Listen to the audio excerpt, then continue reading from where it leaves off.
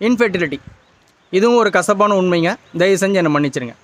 Okay, இப்போ நீண்ட காலமாக இந்த பிரச்சனைன்னு சொல்கிறவங்களில் ஒரு 3 டைப் ஆஃப் பீப்புள்ஸ் இருக்காங்க. என்னென்னா, ஒரு சில மெத்தடெலாம் அவங்க ட்ரை பண்ண தயாராக இல்லை. ரெண்டாவது, எதுக்காகவும் அவங்க டயட் ப்ராசஸையோ லைஃப் ஸ்டைலையோ மாற்றிக்கிறதுக்கு தயாராக இல்லைங்க. அதில் அவங்க அதை டிஃபெண்ட் பண்ணுறதுக்காக ஏதாவது ஒரு எக்ஸப்ஷன் கேஸ் எடுக்கிறாங்க, எக்ஸ்ட்ரீம் கேஸஸ் எடுக்கிறாங்க. ஓகே, ஒரு எக்ஸாம்பிள் சொல்கிறேங்க. எனக்கு ஒருத்தர் வந்து ஹீட் பாடி, அவர் காலெல்லாம் வெடுப்பாக இருந்தது. இந்த ஹீட்டு கூட ஏதாவது ஒரு காரணமாக இருக்கலாம். ஃபஸ்ட்டு இந்த ஹீட்டெல்லாம் குறைச்சி உடம்பு கொஞ்சம் ஸ்டெபிலைஸ் பண்ணுப்பா அப்படின்னு ஒரு அட்வைஸ் பண்ணாங்க. உடனே ஒரு பக்கத்து வீட்டு பையனை எக்ஸாம்பிள் எடுக்கிறாரு. அவன் வந்து கம்பெனியில் வெல்டிங் வைக்கிற வேலையில் செய்கிறான். அவன் எவ்வளோ ஹீட்டில் இருக்கான்னு தெரியுமா? 3 வருஷத்தில் 2 குழந்தை பெற்றுட்டான். பெருசாக ஹீட் தான் பிரச்சனைன்ற நீ அப்படின்னு அவர் எனக்கு சொன்னார். உடனே நான் திருப்பி கேட்டேன், இப்போ வந்து ஹீட்டுக்கு இன்ஃபினிட்டிக்கு என்ன பிரச்சனைன்னு ஆராய்ச்சி பண்ண வந்திருக்கீங்களா, இல்லை உங்கள் பிரச்சனைக்கு தீர்வு தேட வந்திருக்கீங்களான்னு கேட்டேன்.